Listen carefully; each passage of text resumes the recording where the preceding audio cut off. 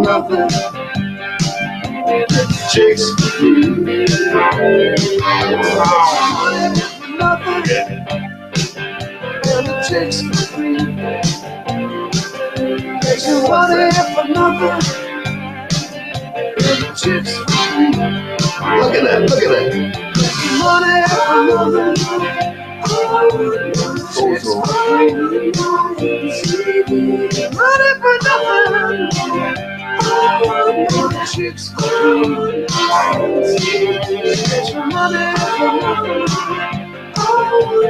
Chicks for free. Get your money for nothing. Chicks for free. Easy, easy money for nothing. Easy, easy chicks for free. Easy, easy money for nothing. Chicks for free. I ain't working.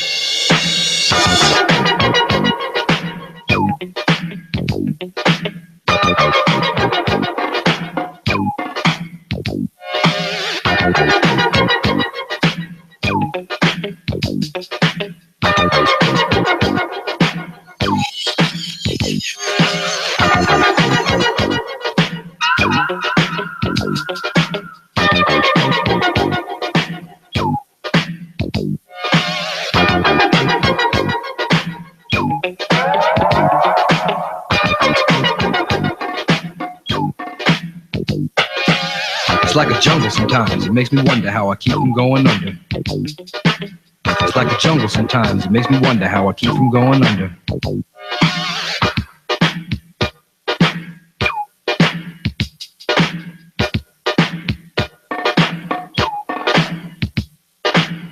Broken glass everywhere, people pissing on the stairs, you know they just don't care. I can't take the smell, can't take the noise, got no money to move out, I guess I got no choice. Rats in the front room, roaches in the back, junkies in the alley with the baseball bat. I tried to get away, but I couldn't get far, cause a man with the tow truck repossessed my car.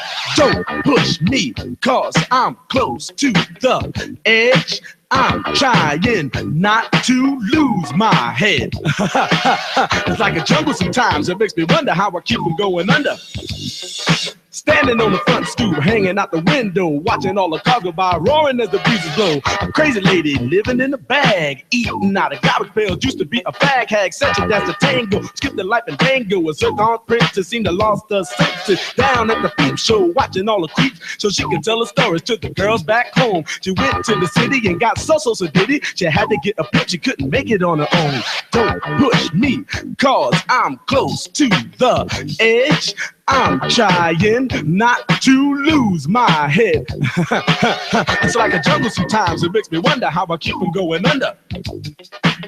It's like a jungle sometimes, it makes me wonder how I keep from going under.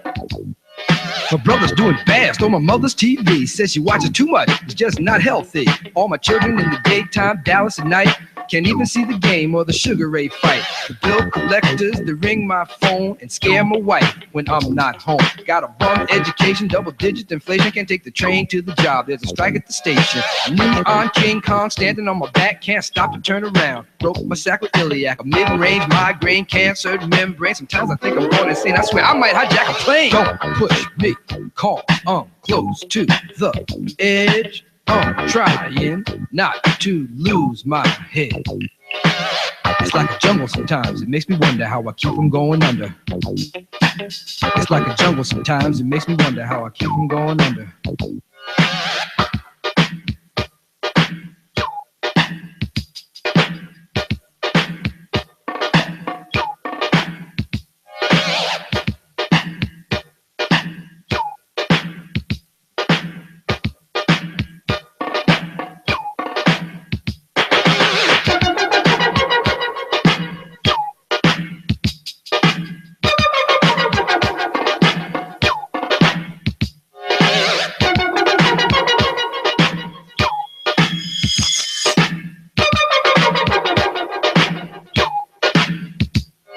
My son said, Daddy, I don't want to go to school because the teacher's a jerk. He must think I'm a fool and all the kids smoke reefer. I think it'd be cheaper if I just got a job, learn to be a street sweeper. I dance to the beat, shuffle my feet, wear a shirt and tie and run with the creeps because it's all about money, ain't a damn thing funny. You got to have a con in this land of milk and honey. They pushed that girl in front of the train, took her to the doctor, sewed her arm on again. Stabbed that man right in his heart. Gave him a transplant for a brand new start. I can't walk through the park cause it's crazy after dark. Keep my hand on my gun cause they got me on the run. I feel like an outlaw, broke my last glass jaw. Hear them say, you want some more? Living on a seesaw. Don't push me, cause I'm close to the edge. I'm trying not to lose my head. Say what? It's like a jungle sometimes. It makes me wonder how I keep from going under.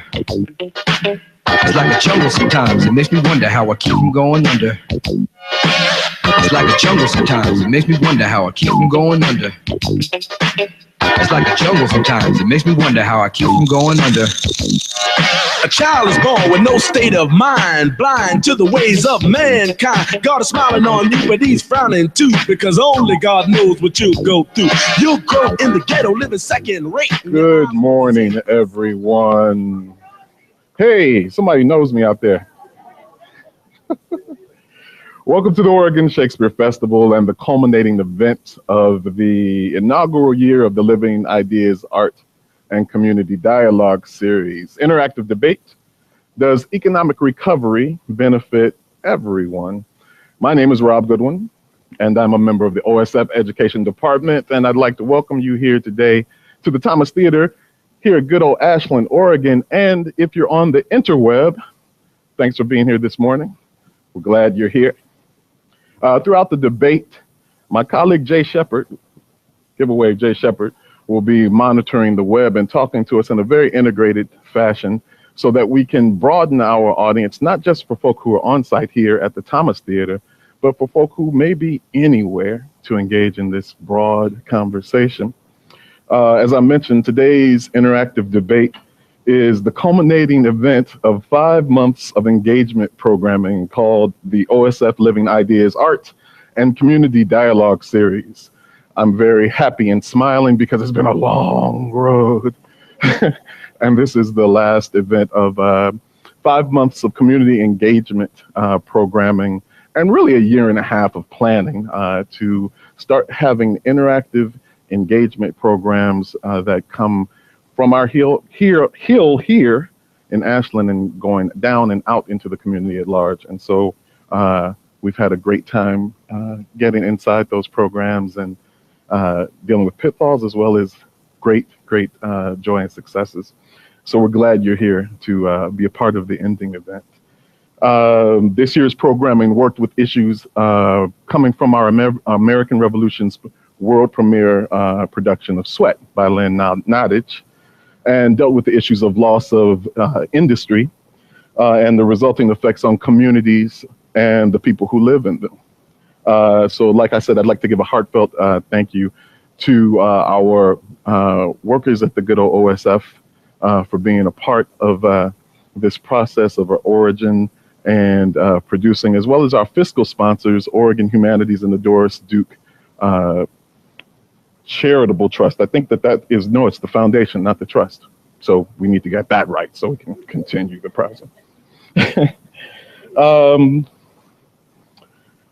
Please take the time to also go and check out our web presence at www.osfashland.org/living ideas. And that's the web address that the streaming is taking place. So make sure you check that out when you get a chance. And again, we're glad to have you all there. I'm playing both live and TV. This is kind of an amalgamum today, right? We're used to having live action here on the stage, but we're doing both kind of in a web series TV format, which we're really excited about kind of exploring. New territory all around. Now, to today's event, speaking of amalgamums, in the hopes of delving into issues of economic challenge within our communities and region beyond, we decided to offer one part debate, one part conversation, and one part town hall to kind of get the oil of conversation and ideas moving about our resolution. Does economic recovery benefit everyone? So to that end, we'll be starting with opening statements from our panelists, and then we'll be moving into a section of questions from yours truly, as well as then questions from you, our on-site audience, as well as our web audience. And then we'll transition into the town hall portion, which will then be a free-for-all. Don't rush the stage. Please do not rush the stage, okay? To that end, let's get it started. There are a lot of hard realities that come with the shift and change of our economy to its worst. And so whether that attribution is a loss of industry or other factors, economic viability remains a challenge nationally and regionally, or does it? To give some information and some context, I'd like to bring up Ionora Osenbeck from the Oregon Employment Department. Can you give her a hand? Thank you for being here, Ionora. So part of your work we were discussing is doing exactly what you're doing today, which is coming out to community, or at least having these access numbers and presentations available for community. Exactly. Yeah? How about some hard data early in the morning on Saturday? And Oregon Employment Department, I am an economist and research analyst, workforce analyst, and I'm located here in Medford. In Oregon Employment Department, my division research, we gather all the labor market information in Oregon. All employers by law have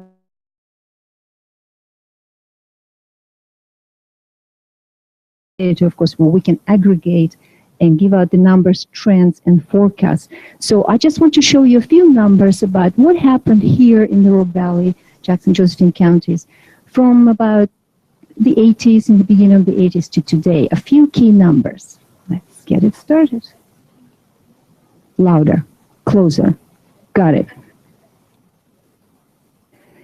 Now, we always start with demographics because, of course, the population trends is a very important part of the economy. So in local economy, we have seen significant population growth in Jackson County, 82, and at times we even had a higher population growth rate than Oregon on average. That's very good. On the challenging part is that our population is a little bit older than in Oregon statewide. Now, when it comes to jobs, that's the most important economic indicator, the number of jobs that we have in the community, and also the other indicator is the unemployment rates that measures, the unemployment rate measures how many people are out. So let's start with the job numbers. So in all industries, private government, so the number of jobs increased, of course, considerably. So now it's close to 80,000 jobs. And you can see also a very interesting indicator called pay per job. When you have total payroll divided by number of all jobs, then you can have a sense of, how well paying those jobs were altogether. And so you can see the inflation adjusted as the current wages in 1982. The wages were all under 15,000, but the manufacturing wages and the wages in wood products manufacturing, they were significantly higher. And so it is today, even to this day. Manufacturing is much smaller today than it used to be, but it's still important because it does offer higher wages. Now, the unemployment rate, that again, measuring how many people have been at work, actively looking for work. And 1982 was the beginning of a very serious recession, right? And so 14.4% was the unemployment rate in Jackson County at that time. So now we all experienced a pretty bad recession too, quite recently, right? But at the height of it, our unemployment rate in Jackson County was 12.8%. That's bad, but it was not 14.4%. And now it has improved since, by the way. The economy has improved according to these two indicators. Now, I want to just finish my very brief presentation with the current pay per job for Jackson County as compared to Oregon, the U.S. So just to give you a little comparison, how are we comparing? And not very well, by the way. In the 80s, before the Great Recession, we had about similar average pay per job, I would say, in parts thanks to the wood products manufacturing. And today, we are considered in Jackson and Josephine counties a little bit of low wage area. Because if we take all jobs, divide all total payroll, divide by number of jobs, that's what we end up with. And as you can see, on average, this particular indicator is what put over 50 average wages. So the economy is diversified today than it used to be. However, it's still a bit of a challenge to create that pay higher wages and will bring more prosperity to our community. So in the end, I just want to let you know that we at the Employment Department serve everybody. So if you ever need any hard number published on this, please contact us, Employment Department in Medford. I know. What are the two indicators that signal a turnaround? Turnaround for the worse or for the better? We always try to predict the cycles, and as you know, it's the most challenging thing. For the better, right? For the better. For the better would be the unemployment rate going down, lower, and we are capable of reaching pretty low levels of unemployment rate in Jackson County with them to statewide, like 5-6%. And the job numbers, the all-important number of jobs that all businesses have created, that has to go up. Then we are happy. And then if in addition, if the wages will grow also, that would be even better eventually. So we just hope that our creative business people will create more businesses that can offer higher wages. That would be like knowledge business, right? We have the history today that we used to, and I wonder if many of you would like that right now with all the air pollution and all of the other factors. But we could create maybe other businesses that can be intellectual, knowledge-based, worldwide businesses that can be located here in the little town of Ashland and can bring business from out of the community, out of the area, and thus create more wealth. Thank you very much. I know, Osenbeck. So part of the preparation for this particular event, on the main page of the OSF web presence on our particular page, we offered a survey on the resolution, economic recovery benefits, to give you those results in context to what you actually voted when you came in, maybe to see if there's any difference. The resolution, economic recovery benefits everyone, 25.7% of the public that selected voted yes, and 74.3% voted no. What do you think will be the timbre of the room? Yeah? No? We'll see. So at the beginning of the program, you did vote, and those ballots are probably being tabulated. Now, hi, there's Russell. Russell Zook. Everybody give Russell Zook a hand. Russell Zook is an education department staff member as well, and is serving as the floor manager who will now tell us those results. Thank you all for being here today and voting on your way. We'll have a second chance to vote at the end of the event. So of those that are attending here that voted, 28 agreed that economic recovery benefits everyone, and 38 disagreed. So that's 42% agree and 58% disagree. Ooh, that's closer than I thought when I kind of. Okay, all right, let's see what happens. So at the conclusion of the program, around the end of the town hall section, you'll get the chance to vote again. There's a secret ballot underneath your chair. You don't have to look now. You'll vote again. Again, because this isn't the traditional kind of debate, we want to get more engagement and conversation about the ideas. So it won't be necessarily who of the panel moved you to change your mind as much as it is what are the ideas and the ideas that were shared either via the web or in conversation and in concert and how that moved you.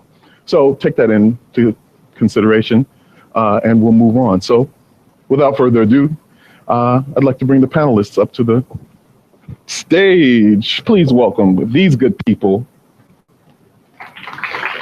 Isn't this like TV? I'm feeling really television here for some reason. So, on my right, I have Peter Buckley, who. Thank you. Peter Buckley represents the South Jackson County in the Oregon House of Representatives. He was first elected in 2004 following an over 20-year career as a director, writer, actor, and producer in West Coast Regional Theater. He has been a House co-chair of the Joint Committee on Ways and Means, the legislature's budget writing committee since December of 2008, and has, I think, an announcement that we'll kind of talk about really quickly on the one line. Something's changing now, Rep. Buckley, huh? Yes, I have decided I won't be running for re-election in 2016. That will be the end of my 6th term. And so 12 years in the legislature, I'll be transitioning to a new challenge. Good, good. Thank you for your service. I brought a quote with me from Glenn Cook I thought might be relevant for today. Morning is wonderful. Its only drawback that it comes at such an inconvenient time of day. I appreciate it.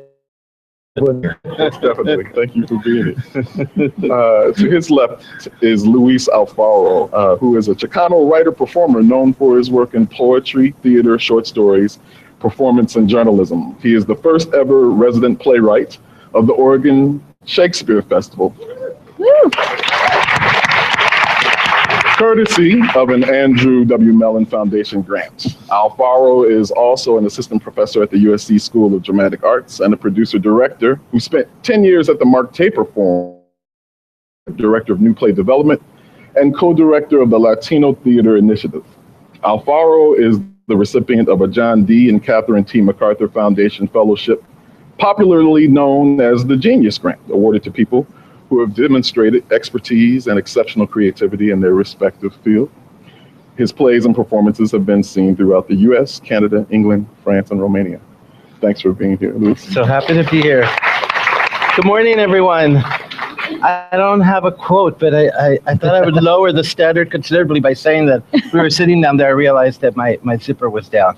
So I ran up here, and I'm happy to be wearing a long shirt. So.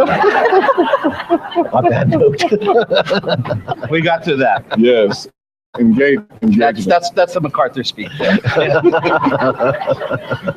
To my left is Darlene Ortega, who is a Portland, Oregon resident and then has served a judge of the Oregon Court of Appeals since 2003.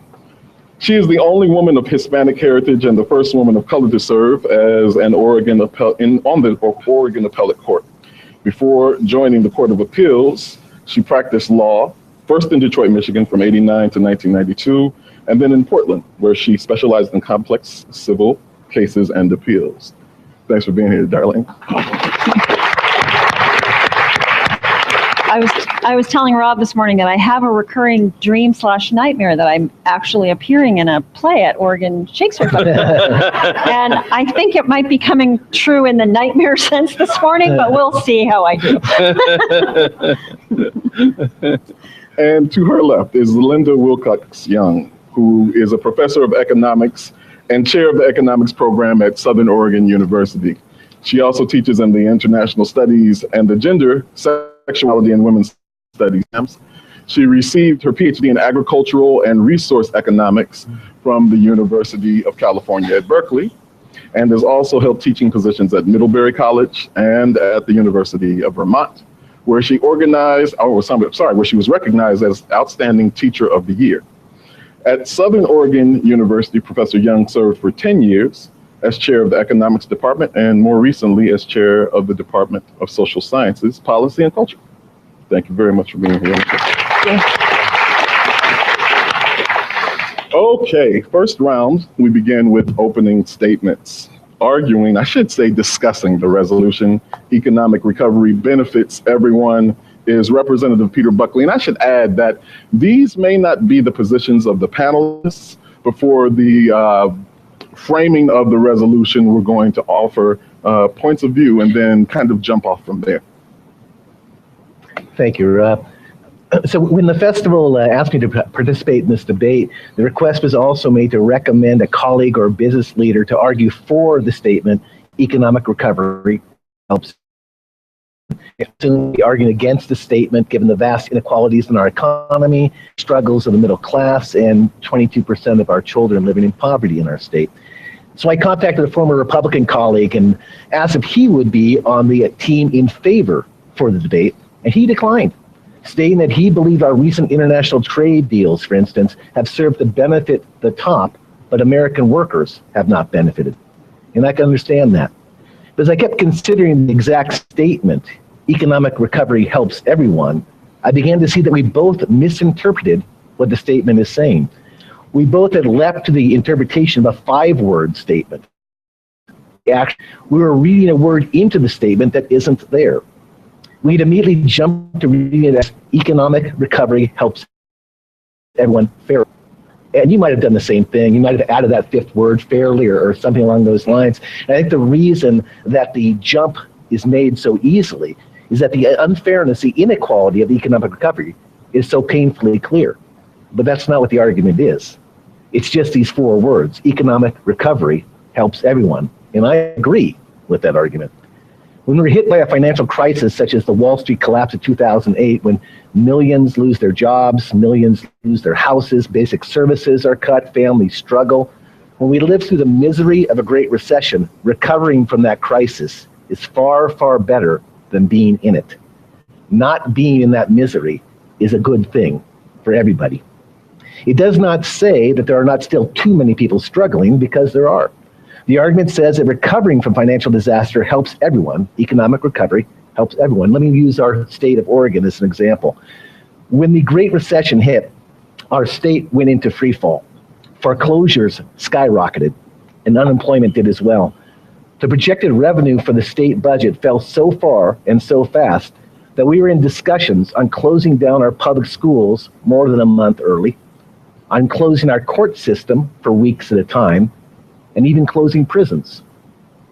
Of all the discussions I ever thought I might be part of, I never thought I'd be part of a discussion on how to quickly and safely shut down a prison. But unless you were alive in the 1930s, none of us has ever faced anything like this, the worst financial crisis of our lifetimes. None of us knew how bad it was going to be, or how we'd get through it, or even how we'd get through it and mitigate the damage as much as we possibly could. The whole time of hitting bottom was horrific. Schools saw teachers laid off, programs slashed, school days cut. Jobs were lost in every sector, in every part of the state.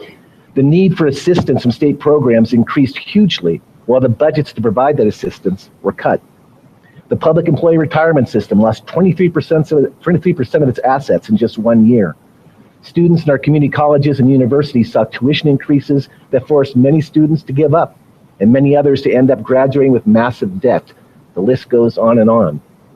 But we did hit bottom, and we did start coming back. We started to recover, and here's how that is good for everybody. We've begun to reinvest in education significantly in every part of the state. We're adding back shop classes and arts classes and adding, for the first time ever, full-day kindergarten for every school district in our state. And I would argue that an increase in investment to our K-12 schools helps everybody. We've increased our investment in community colleges and universities, as well as financial aid for Oregon students. And while it's still not enough, I would argue that greater access to a more affordable higher education is something that helps everybody. The economic recovery is allowing us to open up more slots in Head Start and other early childhood education programs statewide, including early childhood special education, reaching more kids earlier. And we've also been able to increase access to affordable child care for low-income families. Being able to invest more in our families helps everybody. As we've recovered, we've slowly added capacity to our mental health system. As with the other items I've listed, I certainly don't think we've done enough, but we're moving forward. By investing more in mental health services and drug and alcohol programs, we're having a better chance to revive lives, to help families in our communities. Again, doubtlessly good for everybody. We're able to stabilize our public safety system, to increase the number of state troopers on the road, to increase funding for legal aid, thanks to the economic recovery. So if you accept the fact that an economic, the Great Recession, damages everybody in some way, fully acknowledging that it damages some far more than it damages others, then I believe it's necessary to accept that an economic recovery helps everyone, fully acknowledging that some are helped by it far more than others. It's better to be adding jobs than to be cutting jobs. The U.S. Labor Department this week reported that unemployment claims have fallen to the lowest level since 1973. Millions of new jobs have been created since 2009. Economic recovery does not benefit everybody equally or fairly. Economic recovery does help everybody. I'll take this one step further. Now, doesn't everybody mean everybody beyond Oregon and the United States? Yes, I believe it does. 1% of the world's people own 50% of the world's wealth. That came out in a report. I agree with Pope Francis that equity and climate change are the two greatest moral issues of our time, and they overlap. Financial inequality didn't just happen as a matter of course, it has happened as a matter of choice. Policy choices made on pretty much every level of government, in pretty much every place that has a government. Choices that have allowed and even insisted one of the largest gaps between the very rich and everyone else that has been experienced in modern times. That's why it's something why the currently debated Trans-Pacific Partnership is so contested. It's one more policy choice, a policy choice with significant long-lasting impacts, and there's tremendous concern that the end result will be greater inequity. And that concern is long learned. And if I can jump subject, but not entirely, as the Pope wrote in his encyclical this spring, the impacts of climate change hurt everyone, but it's clear they hurt the poor more. So to further make the case for the statement in question, I have to say that economic recovery gives nations and governments its vital ability to consider options that can effectively address climate change. Absent an economic recovery, governments are focused on their immediate survival, the immediate needs of their people, a result of crisis. With a recovering economy, governments begin to be able to take a longer view if they're willing to do so. Absent a constant fear of scarcity, they're better able to view the cost of energy compared to long-term effects of climate change. They begin to see how they can adjust and perhaps even boost their economies, addressing the long-term need. A recovering economy helps governments to have a better chance to take a breath and take a longer-term view, and a better chance to see the impacts of inequity and climate change on their people. And I believe that helps everybody. We do pay for economic recovery, and this recovery is far from perfect, far from fair. I have no doubt that much of today's discussion will focus on that. We're called to take on the two greatest moral issues of our time, and I believe that's what motivates many of us to be here today. Thank you. Thank you, Rev. Buckley. Discussing against the resolution will be Linda Wilcox-Young. Thank you, Rob. So economic growth, for the most part, is good.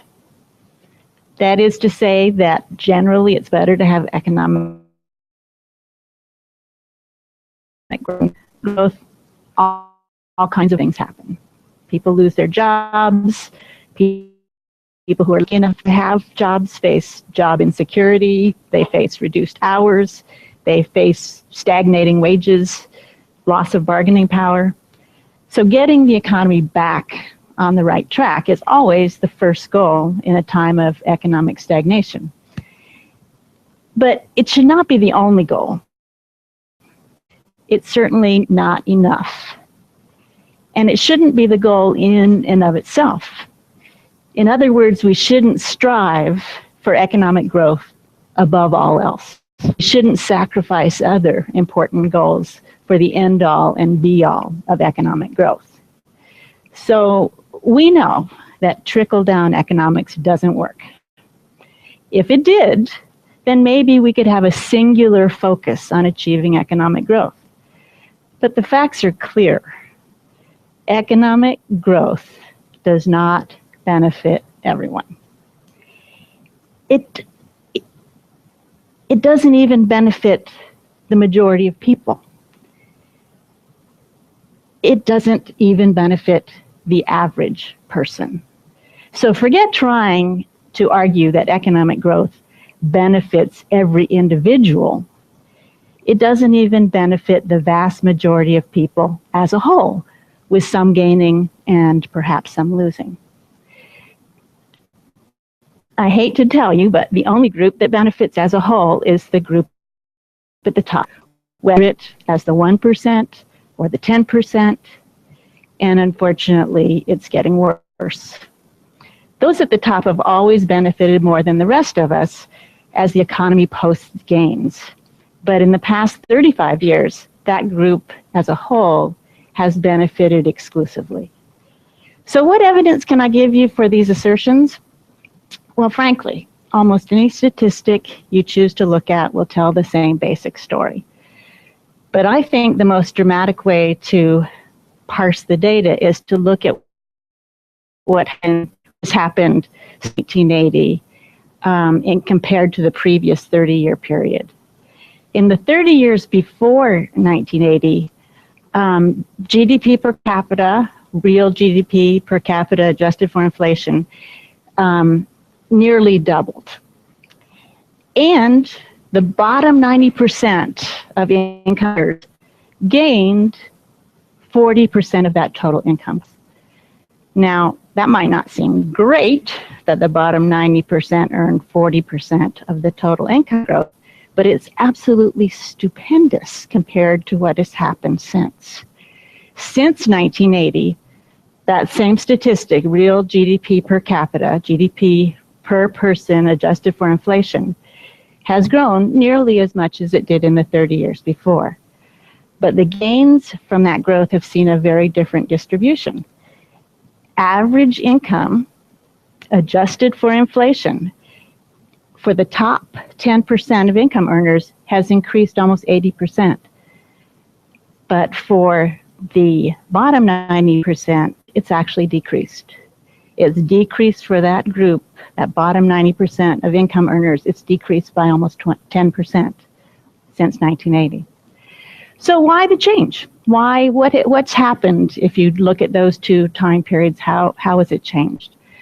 Well, essentially, I believe it's because as a country, we have fundamentally changed our attitude about government. Before 1980, I think we recognized that economic growth, properly managed, could have widespread benefits.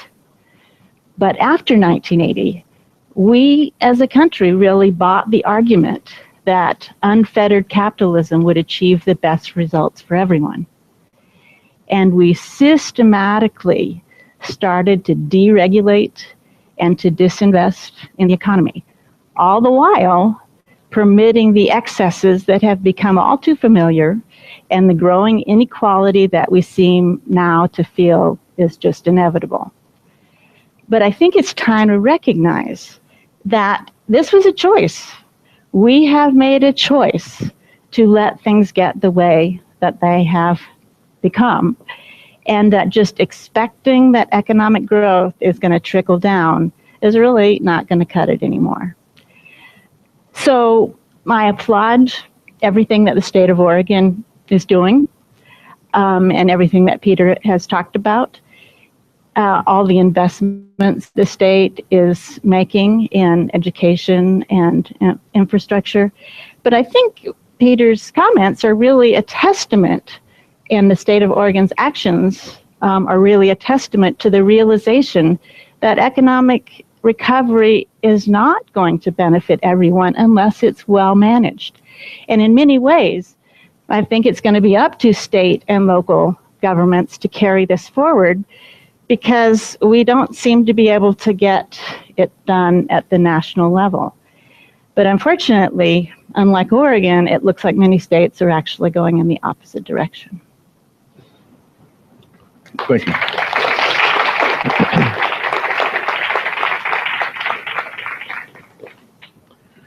For the second part of our program, I'm going to ask a couple of our panelists to talk about their insertion point to the resolution. We have four very broad based and professionals here on the stage. And I want to start with Luis Alfaro to ask, what's your personal insertion point to this resolution and a statement regarding the resolution? Okay, well, I never write things down, but now that I'm the resident playwright, I have to. So here we go. Good morning. Thank you so much for being here so early on a Saturday. I am moved to be here with all of you and exchanging living ideas, because that is where we artists do our best work, in the present moment, telling the story of what it means to be here today. And because we are presenting this in a theater, I think it's appropriate to have an artist here.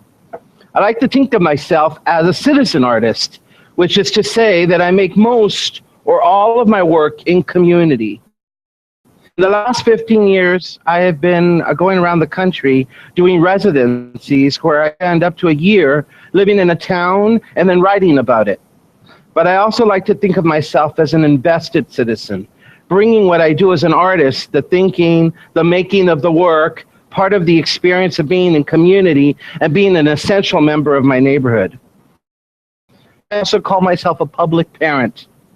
I don't have children of my own, but it is in this thinking of the we instead of the I, the desire to not think of the them instead of the us. I have made my best work and been a most citizen.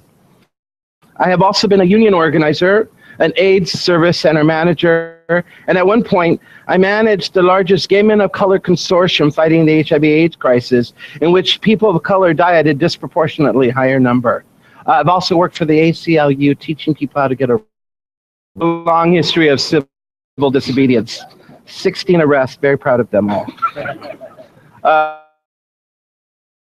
Texas, Hartford, Connecticut, Tucson, Arizona, among others, and arrived here 10 years ago and spent almost 9 months doing great work in the community and being schooled by local activists like Deanne Everson from United Way Medford and Angelica Rupe at La Clínica in Phoenix. So when I think about how economic recovery helps everyone, I was thinking about my time in Hartford, a city that reminds me a lot of Medford. I'm going to go back. For some reason, Hartford is considered the poorest city in the richest state in the country. It quadruples in population during the day, and in the evening is a very different town. Imagine living on a main drag and having the Starbucks close at 4 p.m. I thought God was punishing me. I was the Aetna Fellow, having an office at an insurance company, and the theater was great. I interviewed over 70 people about poverty in the city, the white flight out of Hartford and into the suburbs in the 1970s, and how a city with no sales tax has attracted so much business back, including ESPN headquarters. But most importantly, who benefits the most from the lack of a sales tax? I spent a lot of time at the local Catholic church with Father Peter. What a lovely man, who would invite me back to the little church office next to the sacristy, and we would sit and meet with the community, a man who still kept his appointments in a large old book where he would schedule everything from weddings to baptisms to hospital visits for last rites. He could tell how poor the city was, that during the day was overwhelmingly white, would transform to 45% Puerto Rican and 40% African American at night. was by the money that went into the donation boxes, where once it was dollars, it was now change. Where once a young couple could afford to rent the wedding hall for $500, now mostly went for $200. Hartford is a city with very few social services. If I needed a clinic, I had to go to the town next to Hartford. If I wanted to take the bus, I was left at my own peril. Recovery trickles. But I have also seen economic recovery work in interesting ways too. As a tenured professor at one of the most expensive private schools in the country, especially in Los Angeles, the University of Southern California, my colleagues and I raise over $36 million every year through an employee fund to give to local nonprofits seed money towards the sustenance of small organizations working towards the health and well-being of the community surrounding this large institution. As a former AIDS prevention worker, I have learned that if we want true recovery, we have to think of the situation in a more holistic way. If you want to get a person addicted to drugs or alcohol off the streets, we need to provide stable housing, mental health services, and job training, among many other services, each an investment, but so much cheaper than housing you in a jail or prison or on our streets. After all, you are the we that we are talking about today. And just to say that I'm an artist, so really there's a lot of people here that are not dramatic to me, but I'm always looking for the dramatic person. So that is why I live in cities that have very interesting stories, who are struggling in economy, because I find that these are places where I meet the most interesting people working in the country. So I think it's kind of interesting to have an artist here today, huh? I'm looking at the representative for affirmation. Thank you. Thank you so much. Thank you, Luis. Judge Ortega. Well, my way into this topic is as an insider who knows what it's like to be an outsider, sometimes in the same moments. As a judge, I'm a participant in administering the justice system, and each day I interact with the stories of those who are left behind and experience the limits of the law in dealing with those stories. The questions the law asks are pretty narrow most of the time. Did you violate the statute? Did you behave reasonably? As a judge, it is generally perceived to be my job to answer those questions and only those questions. Yet I've learned to inquire beyond those questions, even when my designated role does not offer me a way to do anything with the answers. I think that's the only way to do my job with integrity. The law rarely takes into account the extra burdens carried by those living in poverty, or people who must contend with violence on a daily basis, or people who are presumptively viewed with suspicion. The justice system generally functions as though we are operating on a playing field that is level, and mostly doesn't make space for how the experiences of those at the margins influences their behavior. I have some personal experience with what it feels like when your story isn't included, and my own experiences of marginalization fuel my energy for looking deeper into the stories that come before me and for sitting with the variety of ways in which people can be left behind. And I do that even when I can't do anything in the moment, because I feel like I'm building muscles to be able to see when I can do something, and occasionally I can. That vantage point leads me to distrust the narrative I've heard my whole adult life, that economic growth lifts everyone up. In my experience, whoever is privileged in a system protects their interests first, and those at the margins benefit only incidentally or not at all. My experience teaches me to distrust that means for those at the margins occurs without a lot more intention than just assuming that economic growth will benefit everyone. Thank you very much, Judge.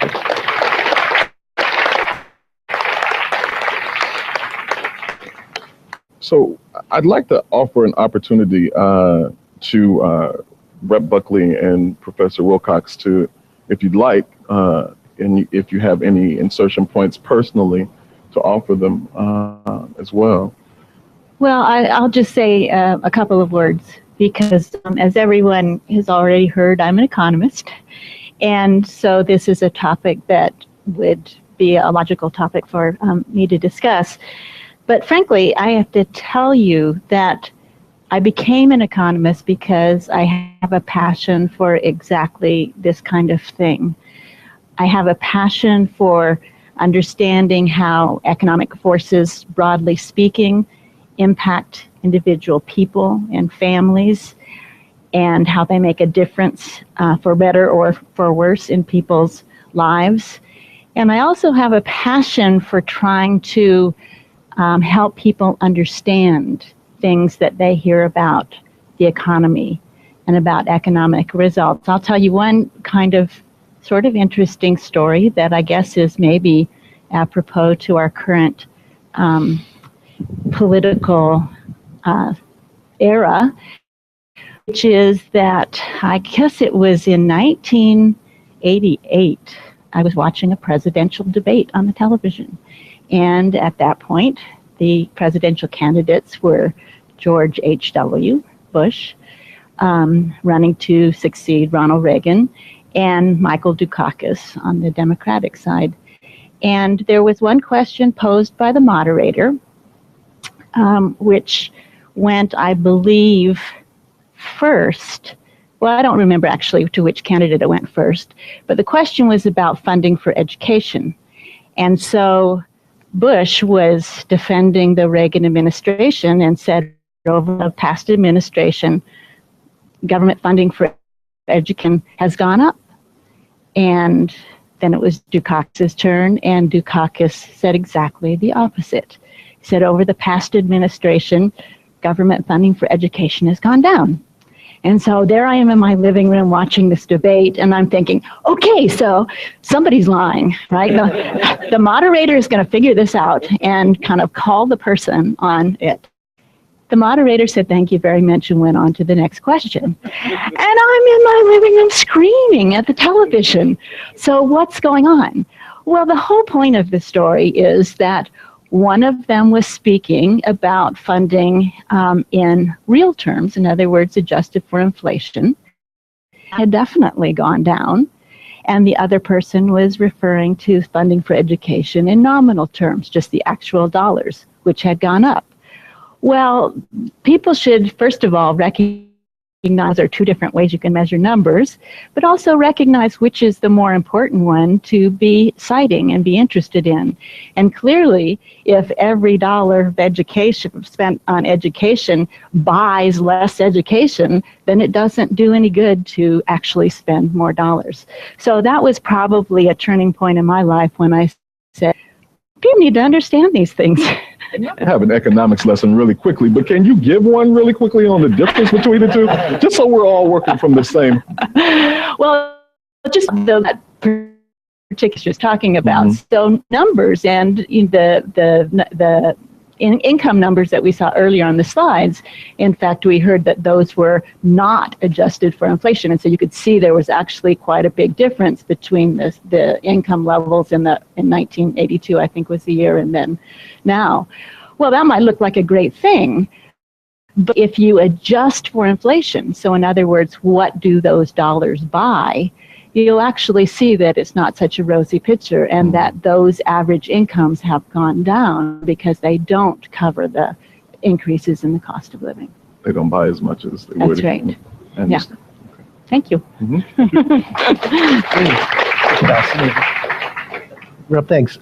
I'm trying to think of how to phrase my entry into it. And part of what's going through my head is the kind of the I've been on for the past 7 years. When the recession hit and things started to implode, was right when the Speaker of the House called me and said, you're going to chair the Budget Committee. And I laughed. I said, yeah, it's really funny. And I said that I'm not going to do that. And he called back again and said, no, actually, you're going to be chairing the Budget Committee. And, I talked to my wife and our kids, and they all said, don't do it. Because things were going down, so far, so fast. And he called a third time, and he basically used calf guilt on me and said, are you in Salem to serve? What are you here for? So I agreed to do it. In part of the experience I never anticipated, every other year during the longer legislative session, we take the budget committee around the state and we hold public hearings. And particularly in 2009, and in 2011 as well, when we were in such crisis, we'd go to Lincoln City, or we'd go to Bend, or we'd go to LeGrand. We were here in Ashland once, we're in Grants Pass. And you have these hearings, and everybody gets 2 minutes to testify. And when we have a little, red light, green light thing on the table in front of us. So people would come up 2 minutes at a time, one person after another person after another person after another person after another person. And we go for about 2 hours, and we hear these, and we just move people through. But you hear the level of pain so consistently, the level of resiliency of people trying to pull together, and then the kind of awareness that grows during that 2 hours of the people in the room hearing from each other and hearing the struggles that their school teacher is facing, that their mental health worker is facing, that this family's facing on daycare issues. A man who's been laid off after working for the same company for 28 years now can't find a job, and you start to hear that pain over and over and over again. It's overwhelming. It's definitely overwhelming. But you start to kind of to listen to this crescendo, and I come at this from that experience. It's saying, well, how do we address this pain? How do we use the budget process? How do we prioritize and try to address it? But I think more importantly, I believe we're getting close to reaching a tipping point. And these are policy choices that we've made for many, many years, but we're hearing now in the political realm such an outcry, not only from things like those budget hearings, but when we canvass for campaigns and knock on doors and people, how's it going for you? What issues? We're getting pounded by people saying, I can't survive. I can't take care of my kids. My daughter was sick and we couldn't take care of her, and I'd take off time work and I lost money. And you're hearing this level of pain reach a point that I do think that we're at some kind of tipping point here in Oregon, and I think across the country. Something has to change. And I think going to, but it's extremely painful right now, and I'm not quite sure what it is going to flip us, but I think we're getting close. That's what's very clear, yes, is that the phenomena that we're talking about in our region here in Oregon is pretty consistent, and the narrative across the areas that definitely in production kind of highlights. I think it was very interesting, Luis, in Hartford from night to day. That is a kind of a phenomenon that is happening in all of these dispossessed cities that we're kind of having interaction with. What do you all attribute that transition or that transitory nature of communities? And is that a part, like Rep. Buckley was just saying, is that a part of just hardcore economic numbers or economic challenges within those communities that are making that transitory kind of phenomenon happen? Well, migrations are so interesting. I mean, one of the things that's so fascinating to me as an artist, because I go to so many cities that are in real crisis, to see what happened in the 70s. Everybody kind of left the city, went to the suburbs. Now we're watching a kind of cities try to reinvest in the city, right? And trying to get people to move back into the cities. And in some places, I will say like Tucson is a really interesting town where, they don't really have a city. It's a desert, right? But people have kind of come back to the city in a great way. In Hartford, nobody's come back to the city. Huh. So I lived in a repurposed utility building, and I was for a time the only tenant, and it had 700 units. And it was on a street called Trumbull. And then they had a little sign that I always remember, which is very ironic, that said, left the front door, it said, left is right, meaning go left, don't go right, right? And which I agree with in deeper ways. But it was really fascinating, because to go right meant you'd go to the park, which is where you could buy meth. Wow. And so a huge crystal meth addiction going on in that city. But when I first arrived here, and I went to do a lot of research in Medford, I kind of got this. It wasn't left is right, but it was like, don't circle, stay in the center. Right? So then I love when I hear these things because, I'm a writer, right? And so, the irony of like what's in the circle was really fascinating. So immediately it was, that I was doing the circle, and I started to know a lot of rehab centers for drug addiction. I started to see where you could score drugs and things of that sort. And so a lot of what I do is not without a car. So when I go to a city for the first time, I take public transit. I hang out at, like I'm in love with the Fred Meyer, because that's a new thing for me, right? The bear. And so, so you stay and hang around places like that. But you hang out in places like that because you really find out what people are thinking. So I do the Rachel Ray thing, which is, Rachel Ray, the chef, the celebrity chef. She goes to a town and she says, where do you have breakfast? And if 3 people tell her the same place, that's where she goes. So I go and say, hey, we're going to score some pot, or something like that. Not that I'm going to ask. And then I'll start to get to know what the city are. Do you know where the welfare office is? So you can go to the clinic and you start to. And so one of the things I learned here immediately from United Way, which was amazing, was if I need to just get basic social services, they're not on the main bus line. So if I have a child in a baby carriage and I need to just get my services for the day and I need to do a transfer, I'm going to have to get off the bus a couple of times and not go here, here, here. I'm going to have to go here, here, here. Yeah, so that's fascinating to me. It's fascinating to me to see how cities work. So people coming back to a city was very interesting. Watching how the city was trying to lure the investment back, but also the investment, like, I worked for Aetna. Really, I kind of did work for Aetna, the insurance company. And they were like, we're not sure we want people to be here at night. Right? Wow. So they had created a kind of parking structure that got you in off the freeway and got you straight back out. So working for Hartford Stage, I would do these brown bag lunches where I would free lunch, a scene from my play, some talking, and I'm going to encourage you to stay for a little cocktail, and we're going to do the show 2 hours early at 6 o'clock. So you get out of work, stick around, you'll see the play. At 8, you can be on the freeway back to your suburb. But, like a really different way of working, right? But also a different way of how a city operates. So in some way, the theater becomes a kind of microcosm of what's really going on in the town. Does that help? Yes, most definitely.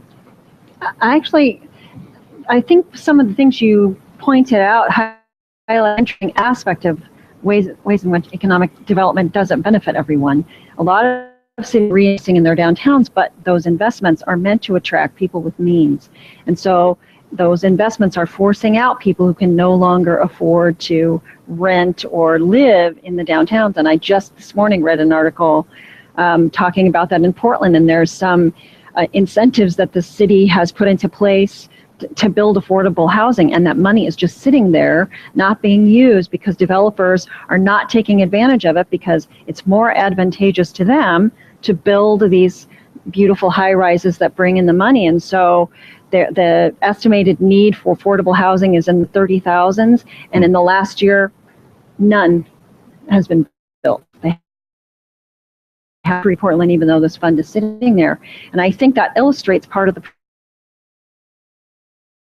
this doesn't happen. In order to solve these sorts of problems, you would have to have the kind of observation and input that Luis just outlined in terms of understanding, for example, what kind of bus routes people have to use in order to access social services. And you need to have those voices in the room devising the solutions. If it's just policymakers who are relatively privileged making those decisions, often solutions that are the real barriers that allow people to access resources. And so even what little money is offered to invest in solutions, sometimes there. Especially like foundational resources. A bus line, getting off a bus line is a pivotal thing for people. That means that if you don't have a transfer system in most nationwide systems, then you're paying fares again.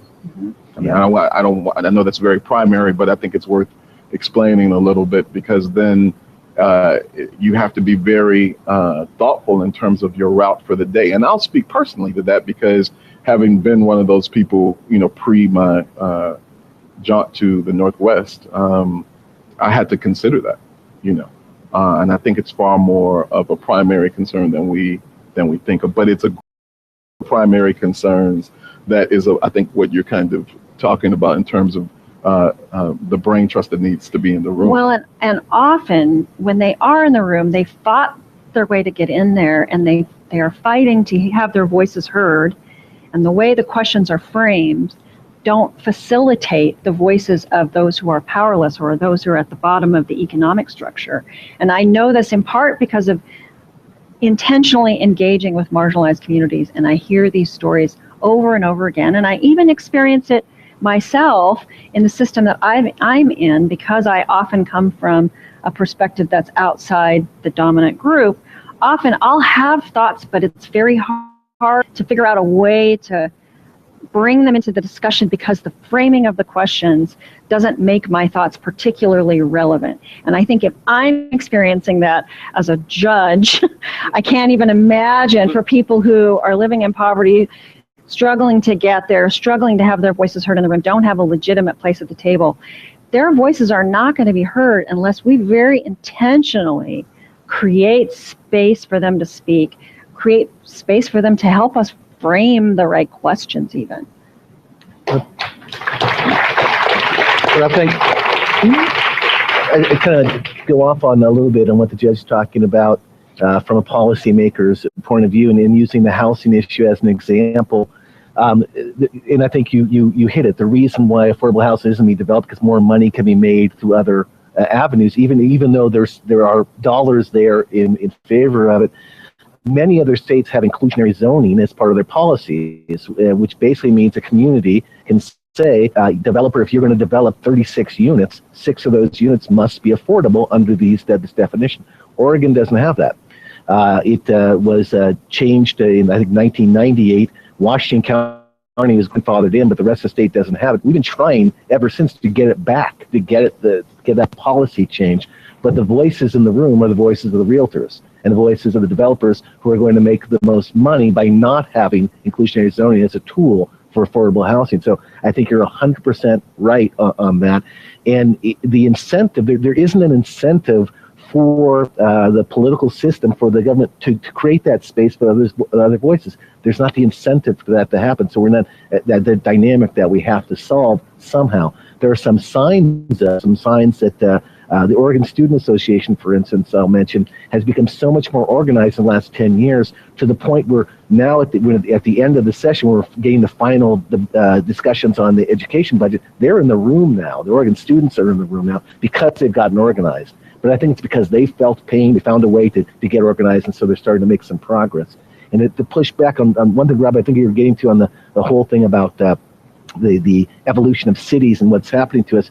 I would suggest that one thing that's happening to us is because we've been in economic stress, and many of our families have been in economic stress for so long, there isn't the space for us to participate in civic life, number one, and fear dominates so much of the discussion. And when fear dominates the discussion, the issues of racism it just explode, the fear of the other explodes, communities divide, and we find ourselves fighting over small battles when the larger issues are not being addressed. We allow ourselves to be divided over and over again while the larger issue doesn't get addressed. So I think that it's a complex issue that includes racism in America, that includes scared fear in America as well. Rob, if I could just, I think this is a fascinating, mostly because the way that Rob framed it about the evolution of cities was based on Luis's comment about Hartford in decline, and yet the conversation has sort of gone towards, cities, especially desirable cities, being, excluding those who can't afford to live there. So the comment I was going to make is that, we live and have a political system which is based on one person, one vote. And yet we have an economic system which is based on $1, one vote in terms of what you can accomplish and achieve. And so you've been talking about Portland, but I wanted to talk about San Francisco for a second. My husband and I lived in San Francisco over 30 years ago, and it's a fabulous city, and it was very it's expensive at that point to live in, but young professionals could do it. It has changed so much in terms of the price of housing there that essentially you have to be wealthy to be able to live in the city. And there is a vast proportion of the population that can't afford to live there, and they're being shut out of housing, and a lot of them are on the streets. So San Francisco, which is a very politically progressive city, is forced to sort of deal with the symptoms of the economic, really do much else. And so it's incredibly expensive for the city of San Francisco to try to mitigate some of these harmful effects. But it really is just a symptom of the economic inequality that's going on there and elsewhere.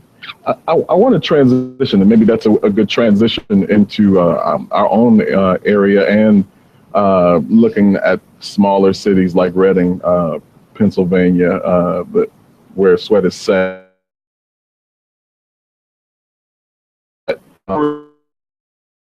Are replacements for steel and timber.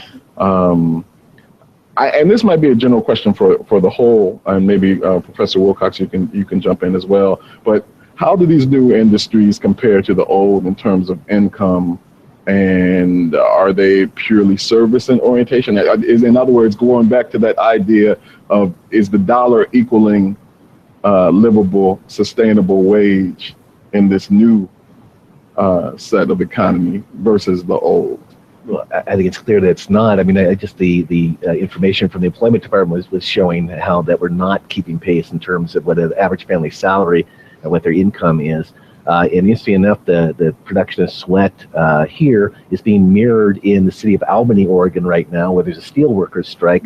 And it's the same thing is happening where people have worked in that steel facility for years. I talked to a gentleman who had been there for over 20 years, and they're now locked out because their company, even though the company's making profits, they're asking for concessions from their workers, so their workers will work for less, have fewer benefits, while their CEO got a bonus of over $1 million last year. It's a classic case that's happening right now. And in our area, the jobs that are being created, we have a wonderful tourist industry here. And in the healthcare industry, I think healthcare industry has some options for better paying jobs. So we need to do a better job of making sure that we have the opportunities to train people for those jobs. Road Community College is doing a major effort in that regard. So that's very much of a positive. But families are not keeping track. I think Professor Wilcox was very clear with her data about how we've basically flatlined and gone down in terms of family income. The one other thing I would add to, we have a new industry starting. We have a marijuana industry that's starting in the state of Oregon. And I don't know if you followed the stories in the past couple of weeks, but the marijuana industry is unionizing. It is starting out as a union operation. There's several of the larger dispensary operations have already signed contracts with the United Food and Commercial Workers Union to have a living wage for their workers and health care and retirement benefits. So I think we need to keep pushing to make sure that happens. But that's one example I can see of some sort of positive wage growth. That was one of the pieces of information that I learned in prepping for this program, is that there is a term that's being coined in economic circles and in news circles as the generation between baby boomers and Generation Xers. They were being termed the lost generation post this Great Recession. And it's defined as the largest section of grouping of people who have been underemployed for 5 years by the U.S. Department of Labor. But the challenge is as the economy has upsurged, they haven't been tracked. So there isn't an idea of whether or not they've been reconnected in the economy. But what has been theorized, especially for our area, in legalization of marijuana, is that they found other entrepreneurial insertion points, especially given the challenges of the mainstream. And so I found that very interesting. And insurance is starting to also cover different levels of the marijuana distribution chain and selling chain. It's another area, just like any other agricultural commodity as well. So in a time when industry has definitely kind of been on the downswing, we are evolving, and we'll have to see how that goes. We have hit the time of transition, and it's now your opportunity and your Opportunity Web audience to come into the conversation. If you're on site here at the Thomas Theater at the Oregon Shakespeare Festival, we have 2 mics that will go around. Please be very patient. We will do our best to get to you. If you are on the web and have comments and questions, please participate, and we will get those out as well. I think there's a question on the Outer Bank. Okay, Russell, you're going to be busy.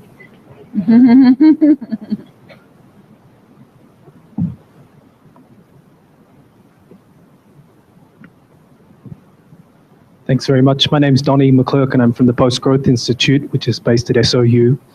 I really appreciate the commitment from all the panelists towards equality, but I want to suggest that there's a way we could perhaps go a little further. Because I think it's quite typical that we get bogged down into what's the policy prescriptions that are associated with ensuring that economic recovery benefits everyone. And I think there's a real shortfall in just focusing on policy. You see, in the US, more than 70% of wealth inequality doesn't come from income differentials. It comes from returns on capital gains. So really the key to making economic recovery work for everyone is about ownership. And this was touched on by Darlene in terms of that participatory conversation and a little bit in the latter comments there. So what could we expect if we look at Professor Wilcox-Young's data in terms of those 30 years before the 80s and after? The primary reason that there was a greater distribution of wealth in those earlier 30 years was because there was a greater distribution of ownership. The ownership structures changed in the 80s with the deregulation process, such that you saw the kind of inequities that the professor was discussing. The point here is we need much greater focus on ownership structures, greater support for the rise of cooperatives, especially consumer cooperatives like our Ashland Food Cooperative here that is thankfully outcompeting businesses like Hagen that's just gone bankrupt. And there is real hope in the rise of not-for-profit businesses, cooperatives of all sorts that actually say the way to ensure economic equality is to ensure distribution happens through the ownership structure. Thank you for your comment. I'm going to jump the queue as well really quickly. We have a comment from the web that I'd like to get to. Jay? We've had a lot of great conversations happening online today. Folks are really active on Twitter, whether they're here in the room tweeting along, thank you so much for participating, or they're far and away, like Danya Washington, so good to hear from you. But we've just had some great comments. One of them, Claudia Alec just made a great observation about when the economy is discussed by an economist, a judge, an artist, and a politician, the conversation is informed and inspiring. So definitely wanted to throw that out to all of you today. Michelle Glass, who's here, also mentions $1, one vote. How does our system really work? And I don't know if we want to touch on that a little bit more. MS Bellows also mentions that an economic recovery should lift all boats. And I think this was in response to Mr. Buckley's comments in the opening. So economic recovery should lift all boats, but some policies build these for yachts and call it a tide. Ooh. Okay. Any particular response to any of those comments? Well, I'll respond back a little bit. If I fully agree, I cannot make the claim that the economic recovery is fair, is equal in any way, shape, or form. But I do maintain that it is better to be in recovery. It's better particularly for a local government, a state government, to have resources, to have some sort of stability in your school system, if not increased opportunities as well. And I definitely understand it. And I think that the nature of that comment, and there's pain behind that comment right now, because people are hurting, and people are being very clear how much they're hurting. They're looking for a way to make changes. As to Michelle's comment about the $1, one vote, Obviously, the system that we have in terms of electing political leadership has to be changed. We can't, as a country, I don't think we can sustain Citizen United and believe we have a democracy. And that has to change. So that's part of the pain that we're going through. Mm-hmm.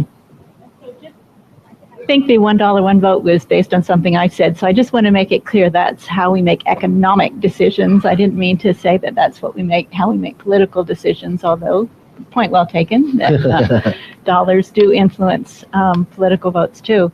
But if I could just, can I respond to Donnie's comment? So thank you. Agree with everything you say, although I would, I guess I would say that policy is still important when we're trying to think about the questions that you're bringing up about ownership, et cetera. And one of the main reasons why I think it's important is because in our economy, people achieve ownership mainly through incurring debt. And we all know how that's gone, right? And mainly it's been a difficult thing because we've deregulated that part of our economy that is in charge of making the kinds of loans that people need to achieve ownership. So I'd say yes, yes, yes, but we've got to get back to our government taking the responsibility to, again, kind of make sure it's a fair system for people to achieve that. I have a comment also in response. I think I really appreciate your comments. I think they lead me to a broader question of when we talk about these statistics, I think we as citizens ought to be a lot more interrogative of the people who are telling us how, the economy is improving because unemployment is down, for example. Well, what kind of jobs do people have? And we need to have a lot of different entry points into analyzing how well we are doing as a society. I recently heard a story that talked about how even where we set the level of poverty is based on a very, very old way of analyzing poverty that was really just tripling food costs. So how we arrived at how we calculate the poverty line was done at a time in the 60s where roughly what you spent on food was a third of your income on average. Well, now that's not any longer the case. The role of food costs for us now is much different than it was in the 60s, but we haven't altered that. So we have real bad data that we're working from when we try to analyze who's really living in poverty, who's really experiencing poverty. And I think that we need to have different measures that are more informed by the experience of people who are struggling to try to get at the question of who is struggling, how are they struggling, and how do we get at solutions for correcting those inequities? Mm-hmm. I have a small little example. It might seem silly to it. Was it Donnie? I like your accent. It must be Oregon, right?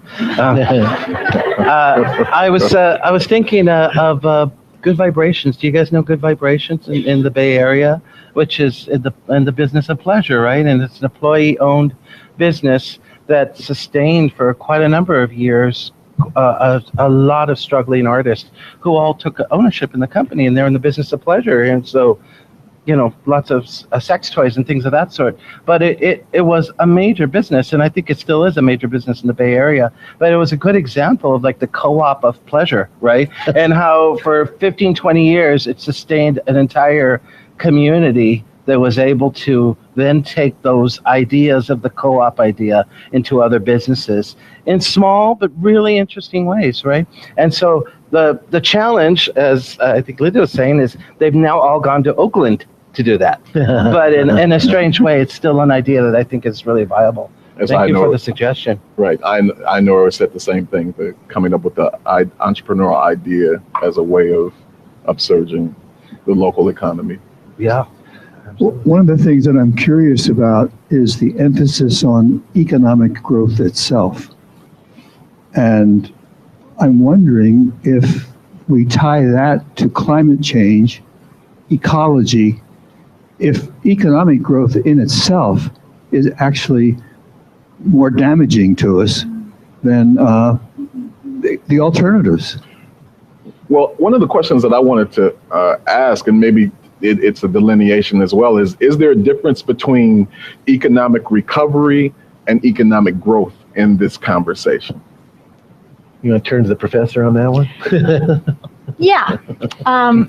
So first, to address the question from the audience, I hear where you're coming from. In fact, not that anybody else noticed, but in my opening statement, I said kind of for the most part, or generally, economic growth is a good thing, because clearly economic growth has historically been accompanied by a lot of negatives as well.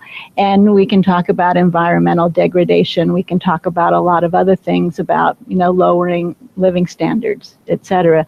But, it becomes a really interesting question, especially when you look globally, as Peter was encouraging us to do earlier, and you look at countries at different levels of economic development and what they're striving for.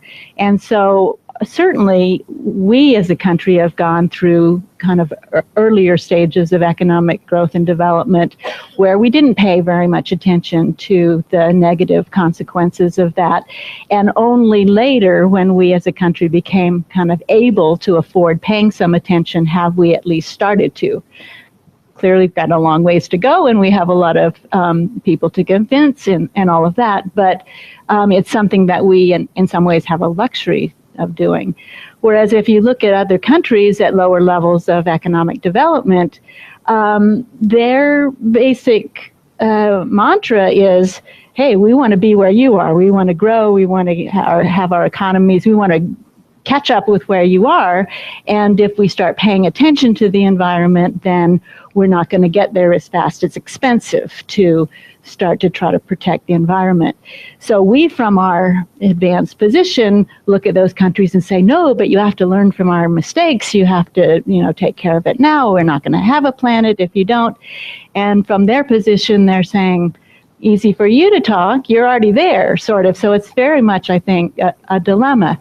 Now, the argument that economists often make is when you have a wealthy enough economy or an advanced enough economy, then that actually helps promote saving the environment because, again, you can afford it. But it cuts into profits, right? And it's not as though everyone is, even though we can afford it and we have the technology to do it, it has been more the case that growth has gone hand in hand with environmental problems. Just to address very quickly, if I can, and then I want somebody else to speak.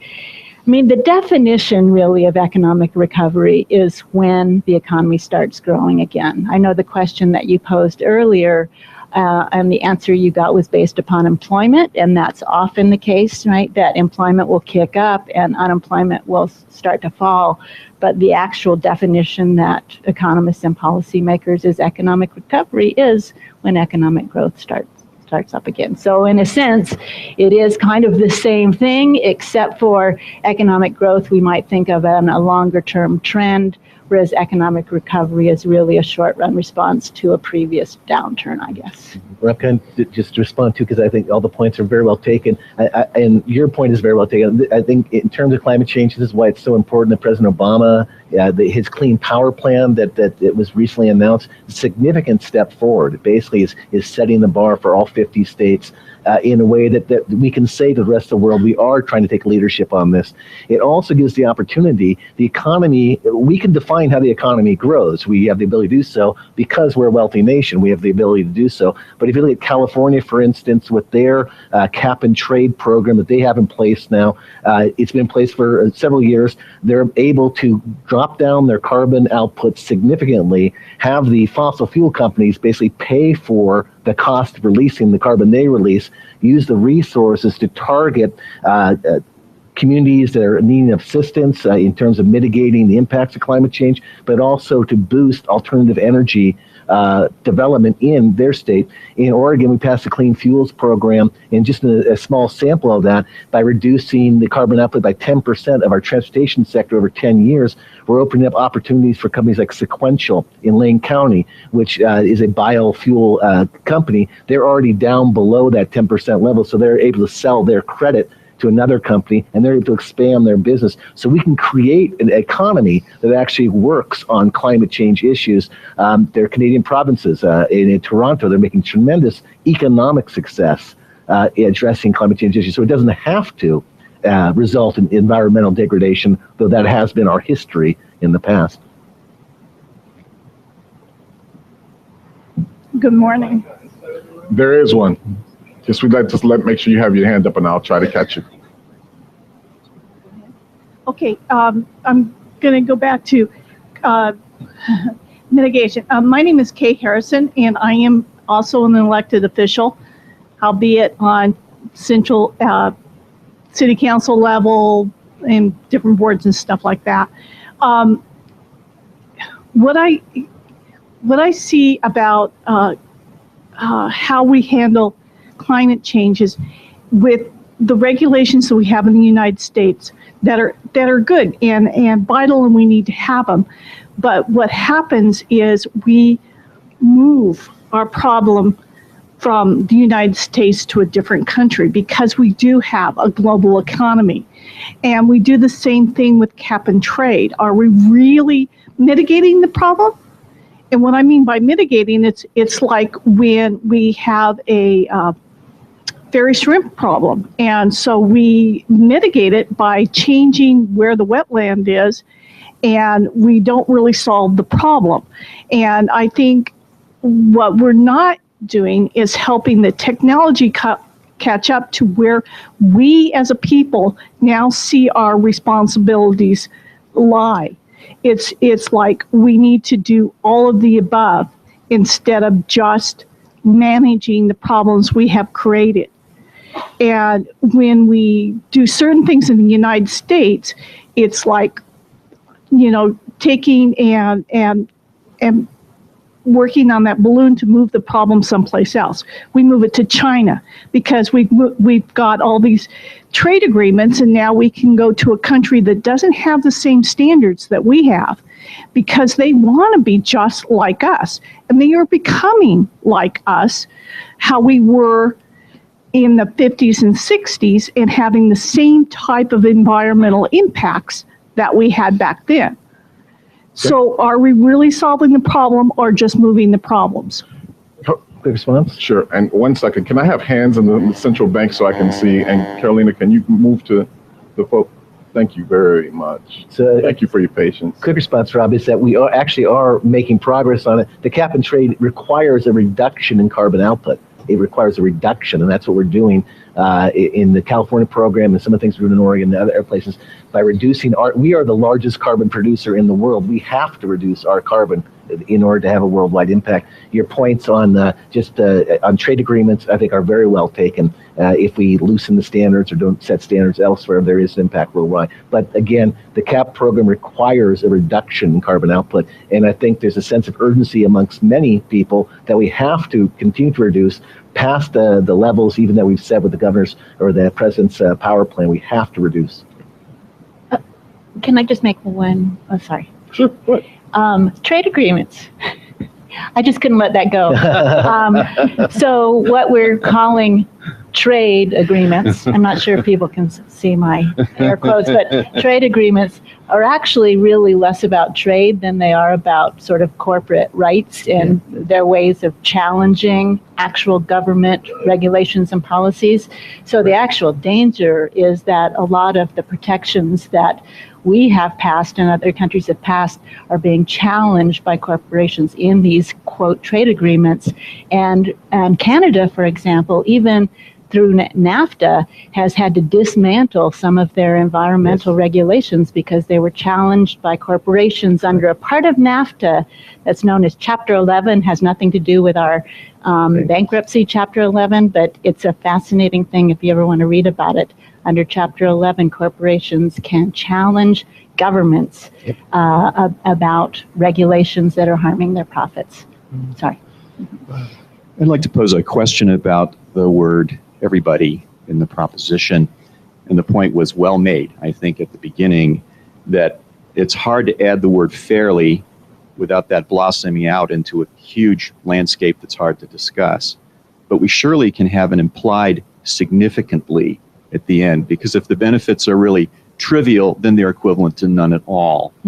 So looking at it that way, the National Urban League has a wonderful report they've done every year for at least 4 decades called The State of Black America.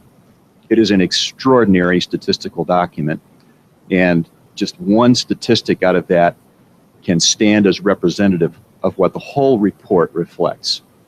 And that's the difference in the capital accumulation rate.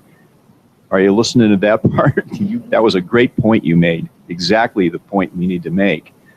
20-1 between white families in America and black families in America. What possibly could explain that other than our shameful heritage of racism? It is an extraordinary statistic. And the question is, if that's the situation, why doesn't that issue move to the top priority above growth, above everything? We carry this huge stain living under it, and it's killing us. But we're still in it to say, well, we just don't have enough money yet. Will anybody defend that situation where that justice issue has not been addressed? Because that statistic and others like it about health, income, everything under the sun has not shifted during the past years. It's sitting there. Anybody want to make a case here for that? I won't make a case for it. I will support what you've said. And as someone who attempts to raise issues of racism on a regular basis, I can tell you it's a very hard thing to do. It's not something that we want to look at. And when I looked at the question of does economic development benefit everyone, I thought, well, that is just the wrong question to ask. I mean, technically, when the economy is better, things are sort of better for everyone. But if at all, the benefits to those at the margins are so minimal in a good economy, and in a bad economy, the effects on them are much worse. So to me, it's the wrong question. Even if you say technically yes, it doesn't get at the real issue of what economies are supposed to do, which are promote our well-being and suggest that we're successful. And I think we often use framing of questions like that, not that OSF did this, but I think as a culture, we use questions like that to congratulate ourselves, like, so problem solved, and they become excuses for why we don't want to look at these deeper issues that continue to plague us, that we don't see progress in many ways. We just evolve or devolve into more creative ways to keep our structures stuck in the ways they're already stuck. And I will say this, we used the question to do exactly the opposite, to do exactly what you're talking about. And I'm not an impartial moderator. So let's be clear. I will speak to it. Having participated in the Urban League programs for probably most of my adult life, and participated in the State of Black Oregon program as well and study, it is, in my opinion, the chief challenge of being an American and a part of the United States of America is until we deal with our history, and that history that has been undergirded economically by years and years of free labor and the manifestations post that free labor, we will never get past this very resolution that gives such breadth, to your point. So I will go back to impartial moderating now. Rob? Oh, sorry. Yes, go ahead. So just very briefly, I think you've made a really great case for how, we have this history of economic disenfranchising racial minorities and African Americans. But the thing that's really scary to me is about now new movements to politically disenfranchise minorities. And when you look at the voter suppression work that a lot of the states are doing, that they seem to be getting away with now because the Voter Rights Act has been basically destroyed by the Supreme Court. That makes it all the more problematic and scary, I think, for the future. I'm Bert Harris. Excuse me. Bert Harris, a senior citizen and living below the poverty line. I much admired, Peter, your introduction and your stick-to-itiveness to the subject of the day. I think we've segued away from the topic of economics, and so it must be very frustrating to you, Linda, knowing that there's a lot more to life than economics. What is your response to what some of the other subjects are? I'm not sure I totally understand the question, but I would be the first person to believe, I think, and to say that economics is completely entwined and integrated with everything we're talking about today. So I didn't actually feel that we had gotten away at all from economics because I don't think there are these kind of dividing lines between the topics.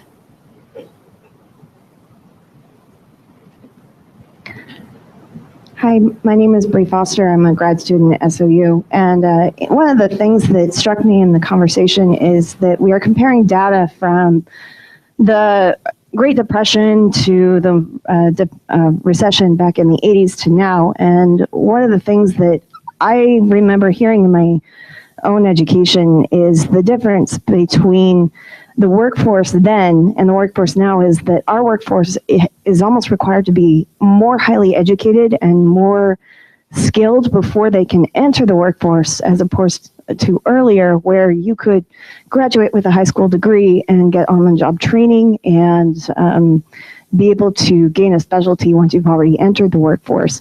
So I guess my question is, what measurements are being taken to ensure that the economic development is benefiting the skilled and the unskilled workforces that we have today, especially since education is a barrier to many people below the poverty line? And how are we ensuring that we are tracking that so that we can be sure that everyone is benefiting? It's a great question. At least for our state, what we're trying to do is we've set some goals in terms of recognizing the fact that what used to be available through a high school diploma now takes a BA or a bachelor's degree. What used to be available for a bachelor's degree now takes a master's, and so on. And we've set goals to graduate a certain percentage of Oregonians at the level of a bachelor's degree, certain number of associate's degree, but also to look at what the apprenticeship programs are that exist in the state. How do you build up the apprenticeship programs? There's a big move, at least in our state, to put more shop classes, career and technical education back into K-12, because this idea of pathways has become very popular, that there might be students on a pathway to become a firefighter. They might be on a pathway that what their passion is leading them to do would be to start their own business and not go to college instead. That would be their pathway. So I think there's an attempt to try to recognize that reality. But what's holding us back to a large degree is, again, the cost point of education, the cost point of training. What happened in previous generations, there were a lot of training programs through industry and through the trades. They had more training programs that someone could step into. There are fewer of those now, so that's kind of falling on responsibility. It's falling on government to provide those kind of training programs, either through subsidies or through community colleges. So again, we're struggling with the price on it, but it's definitely part of the conversation. I'd like to take a quick pause and ask everyone to look under your chair and pick your ballot up. We're going to continue the conversation and questions, but I'd like you to take a moment and Oh, wow. That's right. On these banks, you may not have a ballot. You can vote in a second. Give us a quick second. Again. It's been taken away from you. Get your ID. Right. You can pick your ID.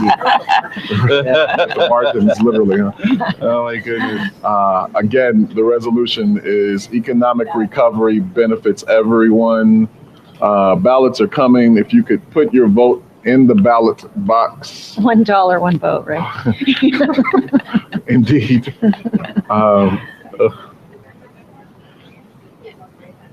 And as we're, yes. No. We'll get you. Okay. I want to address something that Peter, you know I love you and I'm appreciative of your service, and I just want to thank you for your years of service. Yeah.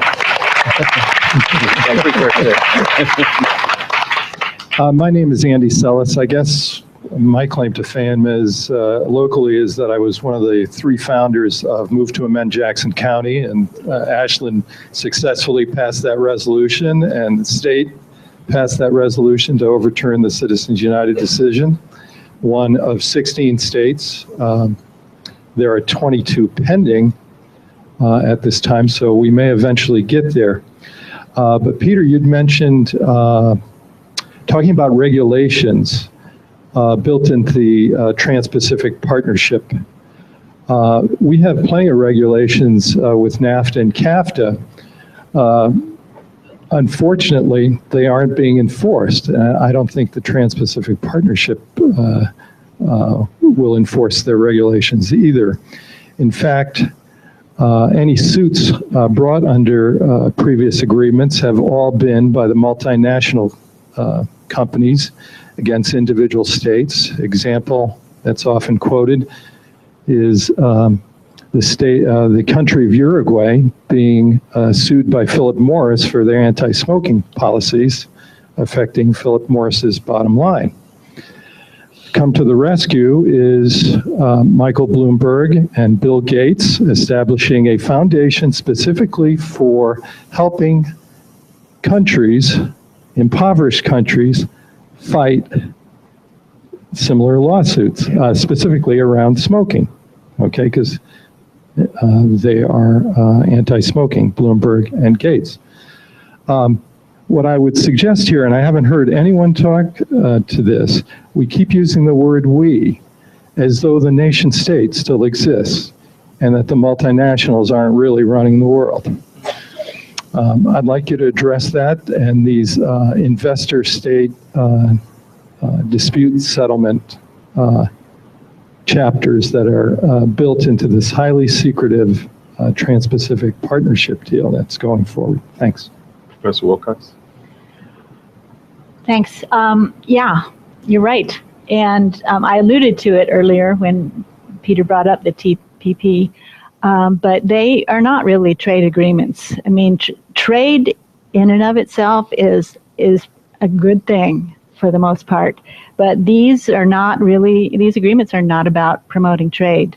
They're really investor and corporate rights agreements, and they do provide for all kinds of mechanisms by which the corporations can sue the nation-state governments. And in fact, it provides for mechanisms and rights to bypass normal national legal systems that no one else has, can be party to. So it's very disturbing. And you're very right about NAFTA. I mean, it's a lot of times people talk about NAFTA having been bad for a variety of reasons, but it's usually talking about trade and workers and things like that. And really, again, when you look at the types of suits that have been filed under this Chapter 11 of NAFTA, you'll see that it's had very detrimental effects on the ability of nation states to continue to regulate and to protect based upon the environment or labor rights or human rights based upon what the people in that country choose. So it's very problematic and very disturbing. add to that, and I agree. I totally agree, and I think the transportation, the TPP is not the path for our country to go through. I give President Obama credit for trying to see if it's possible to negotiate an agreement that does actually have environmental standards to it and labor standards to it, but that is the poison pill.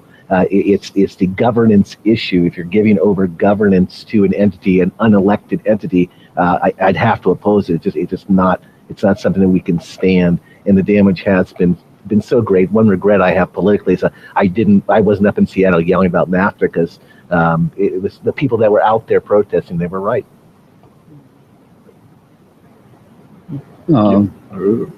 Me? Okay. Mm-hmm. My name is John Tyler. I'm with Andy on Move to Amend. But I want to raise a big question. You know, you're here preaching to the choir. That's one thing that happens in Ashland. And we're all here agreeing that, yeah, these are all the things we need to do. But I can tell you from experience, there's a whole lot of folks out there that don't see it our way. And I think that's the real issue around so much of what we're talking about, because we can't make this happen by ourselves. So I want to know if any of you on the panel have any ideas about how we can reach out to the people that don't necessarily agree with us and bring them on board, so maybe we can get some of this stuff passed and happening. I will say thank you for that comment, because that's part of the work of the OSF Living Ideas Art and Community Dialogue series. And I don't want to say that as a shameless plug, as much as it is, you know, an opportunity to expand the word, to be able to do exactly that work. Story is for a lot of purposes. Entertainment, we get to escape as people, but it also is to convene bodies just like this, to have these kinds of discussions on both sides of the aisle, if you will. And that kind of engagement is what we are going to be definitely doing, trying to get people who might not necessarily convene to come together and be able to kind of have discourse of ideas. So I will say that that's a commitment that this program has made. Well, I mean, I have to say, we're in a theater, right? And one of the things that we do, I think, when we do it well, is that we invite you into the temple to wrestle with the big idea, like the Greeks did, right? Mm-hmm. To wrestle with each other around these things. I feel like Sweat is a good example of, you know, somebody was talking about Albany. We're about to have 13 workers from Albany come visit us and see the play, which I think is going to be very important. Right? I don't think it's going to be about healing. I think it's going to be about wrestling with something bigger. But for me, I think one of the things that happens in the theater that's really extraordinary is when we really disagree with one another, right? When we really have to wrestle with something. And those moments when we start to learn how to be better people, to put a face to these large numbers. I mean, I go to a lot of panels where we talk about numbers of people and we spend a lot of time. But I think that mostly what I'm in the business of is giving a face to the numbers. Right, so I just did a play about immigration, and I had Senator Dick Durbin who talked in Chicago, and it was really quite an extraordinary moment. He said one of the reasons why we haven't been able to really deal with immigration reform is because it's just so big. It looks big in terms of its number, but we never see a person. So that's what plays do. They make a face happen. They make humanity happen. They make a story happen. Yeah, so we have a lot of people convinced. We have a lot of sides to wrestle with. But I think that engaging in a discussion is one of the most important things you can do. So as an artist, I find that, just to go back to what Darlene was saying, I find that I spend a lot of time talking about race, but mostly engaging with the shame of race. So now we go back to shame as a kind of mental health idea, right? That we just can't deal with the shame of it in this country, so we don't deal with it. And I'm a tenured professor. I am in the first tenured person in my department in 24 years. Wow. At a $7 billion school. Wow. And, you know, I'm one of a very, very small number of people of color. That's a tenure. So, you know, I walk into rooms, and we talk about this all the time. I walk into rooms where people say, what are you going to do? And you say, wow, I just have to say that I'm in a room with nobody who looks like me. So I have a place to start from, and I'm one face, and I'm going to try to add another face. I'm going to try to add another face. So we get ourselves on committees, and we get ourselves on panels, and we do a lot of that work where we try to get another person on, and you spend, you know, I think the last 20, 25 years of my life has been spent on giving people opportunities, right? Sitting on panels and foundations and all of that stuff and trying to set up policy at, the Ford Foundation, at the Doris Duke and places like that, where we could just try to open a door, period. But I do think that coming back into this place where we're able to wrestle with each other with the big idea is a very important thing for me, and to invite the people that don't agree with us. So a lot of the work that I do with my plays, I have to say, is I never take a political stance. And it's not I do because it's in the play, but it's really exciting when you do these post-play discussions, for instance, and because I'm dealing a lot with immigration, and you have somebody very conservative and somebody very liberal, and they're sort of battling it out. And really what's happening is we're really wrestling with who we are as a culture, who we are as a society, what are our values, what are our ethics, what are our beliefs, and how do we take that into the larger realm, But I think what's kind of exciting for me about being here today is it's not just us, it's that live stream, it's the way things start to live in larger mediums. And I can't begin to tell you how often somebody will say, 10 years ago I still look at that tape that you did at the Ford Foundation. And yeah, that was really important, right? So we keep opening that thing up. But I think it does start small. I spend a lot of my time in prison, in state prisons. I spend a lot of time working in juvenile detention centers. We want to talk about race. We want to talk about privilege. We want to talk about how this country really looks and the lack of investment in education. But I start with one person, right? Because I'm in a room with 150 inmates, and I have to do that terrible thing of saying, there's the poet right there. There's the poet. That's the one I'm going to focus on. I'm going to save that guy's life. And that's pretty much all I can do. And I can't stress enough the importance of the invitation, right, to the other group, whatever that other group is. The invitation is the first move or action to even the playing ground for the engagement. And without that invitation, a lot of folks won't come, or won't even decide to make the move that could be pivotal to kind of make this action of ideas and clarity come to fruition. And I think we've definitely experienced that, because we did invite people. We did invite people from the other side, which I don't even like saying. It's just to fill the composition.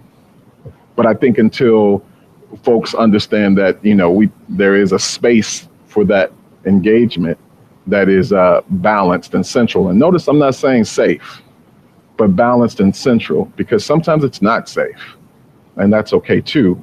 And as long as we take care of each other, care and safety may not necessarily be mutually exclusive.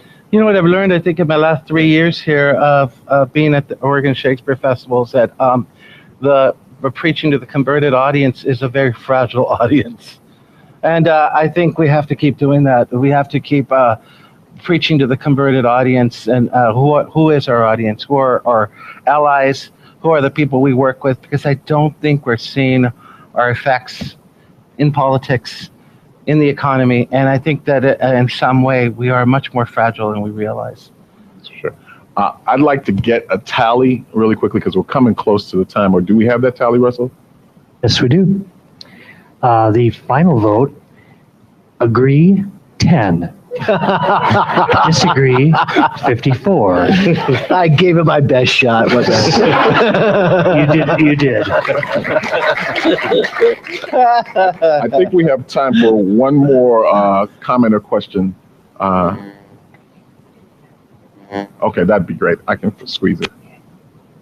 So I'll make my question brief. My name is Michelle Glass, and I spend a lot of time actually having living room conversations around these issues and lived experiences connected to these types of issues. And one of the challenges that I think we haven't discussed yet is if our ways of measuring poverty and growth and recovery are inherently flawed and don't capture the real lived experiences and don't capture the full picture and leave a lot of people lost, then how do we expand the circle if we're not even measuring things in a way that allows people to see the real issue?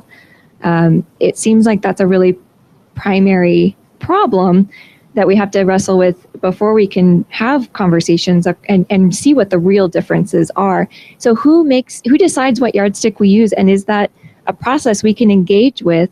And is it possible to change it?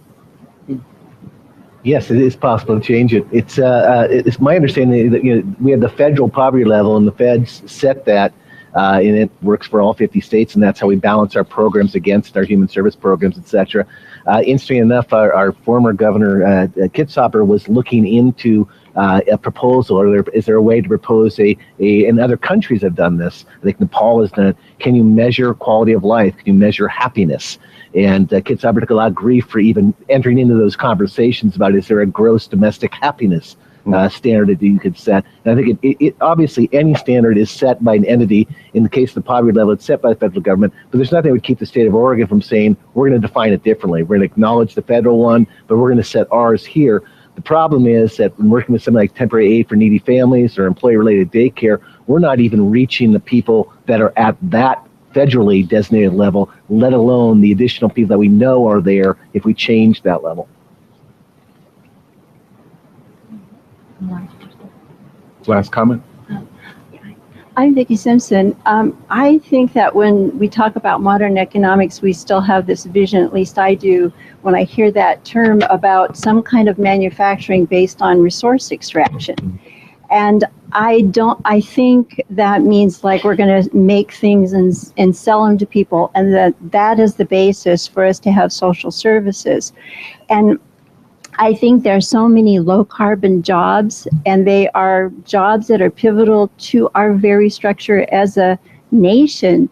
And I don't think they come from resource extraction. I mean, we need food and shelter and medical care. We need elder care, child care. We need teaching. So we have all of these low carbon jobs that we don't value. We give pittances to those people. And when we raise up the idea that those jobs are really critical and pivotal and that they are a part of our economy, then I think that that has to do with approaching the subjects also of classism, racism, and gender issues too. So. We actually have time for one more question. Okay, somebody in the center back. The gentleman in the brown. Yes, Mr. Zook, thank you. Thank you. I'm Gary Schaff. I noted in Bernie Sanders' comments during the Democratic debate that he referred to what's needed in this country as a revolution. And I was wondering if that is the appropriate term to describe what's needed to deal with the injustices and the inequities that exist in this country. Well, it's a political question, sounds like. Yeah, I think it is. I think he's using that word purposely because I do think the change has to be so significant that the word revolution, I think, is apt. I don't think he's talking about an armed revolution. I don't think he's talking about destroying the structure of government or anything like that. I think he's talking about a revolution where we actually have a participating citizen-led government as envisioned, that we actually have a voting turnout that's closer to 90% than closer to 36%, that we're having people engaged, that we create the space for the people to be at the table who are not at the table. That's the revolution he's talking about, and it would be a revolution. It would be a striking revolution as someone who's been in politics to see, instead of having a kind of special interest, lobbyist-driven process, to actually have a citizen-driven process. That would be a revolution. I think that's what he's talking about. Well, and I would add, even though there's sometimes a sense in a room like this that we're preaching to the choir and that everyone here gets it, there's work even for those of us in the room to do to build our capacity to be part of hard conversations where we give up our privilege and listen to voices that we're not hearing. So, we should be reaching out to communities of people that are not here, and we should be building our own capacity to listen to the stories that we're not hearing and going out and finding those stories and building relationships with people whose voices we don't hear, and get practice listening to stories that we don't know how to solve the problems that are being fed to us. And if we model that, I think that can build some energy in the direction that we're talking about too.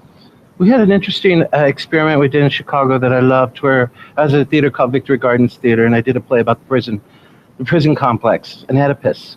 And so we, after the first performance, the director said, I think I need to talk to the audience. And so there I go after the show, right? And I said, I think we need to do something radical. And I think the radical thing is there's nobody here who's under the age of 30. So if everybody in this theater tonight could buy a ticket for a young person, we will sell it to you for $10. You can leave us the ticket and we'll give it away, or you could take the ticket. But we can completely change we can make this an intergenerational audience overnight.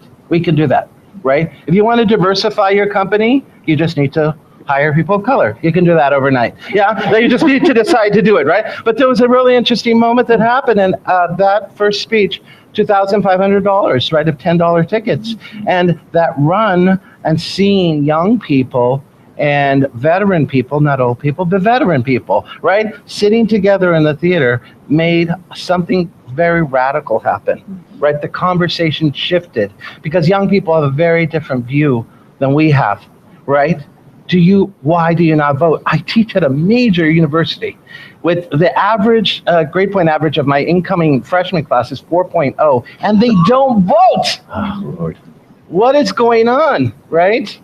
So something is happening, but that's radical to introduce an idea like that and then to make it happen and make it easy enough for people. And it was interesting in that run to see how that changed also gender and color. It changed everything. Just to say, tomorrow you bring your son.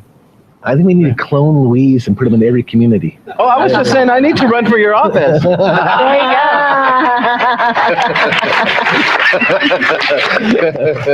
I'd like to thank you for coming out on a nice rainy morning here in Oregon to participate in this interactive debate. And I'd like to thank the panelists for bringing their thoughts to bear, you for bringing your thoughts to bear, and the interactive audience as well. Thank you very much, and we'll see you next year.